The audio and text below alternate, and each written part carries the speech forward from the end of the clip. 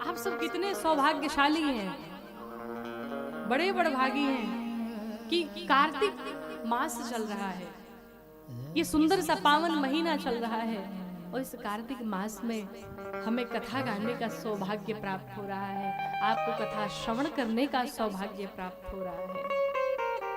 ये कार्तिक मास महाराज भगवान को बड़ा प्रिय है, बहुत प्रिय है। श्री ठाकुर जी इस मास से बड़ा प्रेम करते हैं, बड़ा प्रिय है। श्री राधा रानी को, श्री ठाकुरानी जी को ये मास बड़ा प्रिय है, अत्यंत प्रेम करती मैया। कहते इस कार्तिक मास में किया गया पुण्य आपको जीवन में जिस चीज की भी कमी हो वो सब कुछ प्राप्त कराता है, जीव को सब प्राप्त होता है।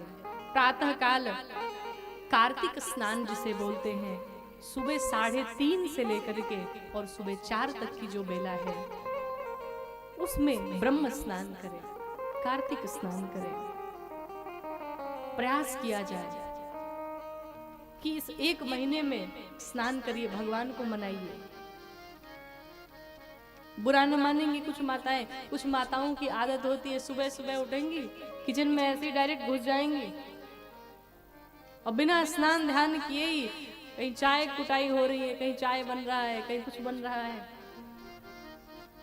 कोई कहे भाई स्नान कर लो, अरे नहीं, बच्चों को टिफिन बना के दे दे तब नहाएंगे।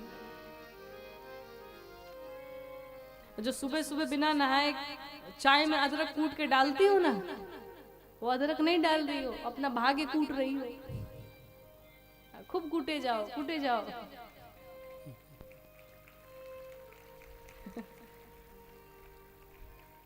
अदरक की कुटाई नहीं हो रही है, भाग्य की कुटाई हो रही है।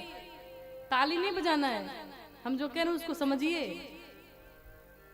भाग्य की कुटाई कर रही हो, अदरक की कुटाई नहीं, ये बहुत गलत बात है।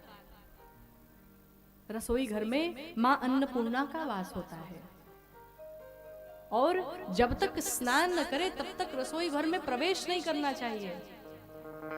कभी चप्पल पहन करके भोजन नहीं बनाना चाहिए, क्योंकि वहां मैया का वास होता है। और जो माताएं ऐसा करती हैं उनके घर में कभी लक्ष्मी नहीं आ सकती, वो दरिद्र ही बनी रहेंगी। इसलिए सुबह सुबह उठे, और कुछ की आदत होती है ब्रश लेकर के पूरे घर के बाहर आंगन में टहल डालेंगे।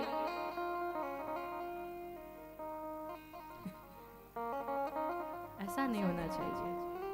प्रातः काल उठिए, स्नान ध्यान करिए, स्नान ध्यान से निवृत्त होकर के, बहुत टाइम नहीं है, जाकर के भगवान का दर्शन करके वापस आ जाइए।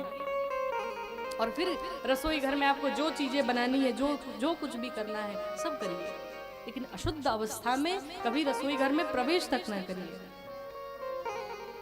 इस कार्तिक मास में प्रत्येक दिन तुलसी मैया का पूजन करें, तुलसी मैया के पास दीप दान करें, रोज संध्या के समय दीपक जलाएं। और शास्त्र ऐसा कहते हैं कि इस कार्तिक मास में अगर नदी में आप दीप दान करते हैं तो उसका बड़ा महात्म्य है, बड़ा पुण्य मिलता है। नदी में दीप दान करें। दूसरा, ब्रह्मचर्य का पालन करें, जितना हो सके ब्रह्मचर्य का पालन करें। तीसरा कहते हैं ब्रह्म मुहूर्त में स्नान कर ले। उस दिन भी हमने आपसे निवेदन किया था कि ब्रह्म मुहूर्त में स्नान करें। चौथा, अगर प्रयास करिए तो हो सके तो भूमि पर शयन करिए, अर्थात धरती माता पर सोइए, नीचे भूमि पर शयन करें। चौथा, शरीर में तेल न लगाएं, शरीर में तेल लगाना वर्जित बताया गया। माँ तुलसी का पूजन करें। और कहते हैं इस पूरे कार्तिक मास में दाल का सेवन न करें, दाल न खाएं, भगवान का भजन करें, गोविंद का भजन करें। जिसने गुरु मंत्र ले लिया हो, जिसने दीक्षा ले ली हो, गुरु जी ने जो मंत्र दिया है उस गुरु मंत्र का जाप करें। और जो ऐसा करता है उसके ऊपर श्री राधा रानी अपनी कृपा बरसाए रहती हैं, श्री ठाकुर जी अपनी कृपा खूब बरसाते हैं।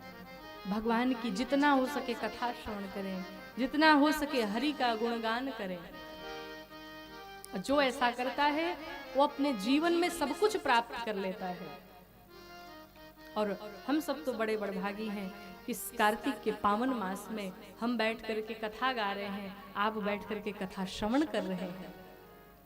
जितना हो सके दान पुण्य करें। अब मुझे नहीं लगता कि इससे सुनहरा अवसर और दान का आ सकता है। यहाँ भगवान की दिव्य मंगलमयी कथा चल रही है। इस कथा में आप जितना हो सके अपना सहयोग करें और भगवान ने जितना दिया उतना ही करें। जितना आपके पास सामर्थ्य है आपको उतना करना चाहिए और किसी और के लिए नहीं, अपने लिए करिए।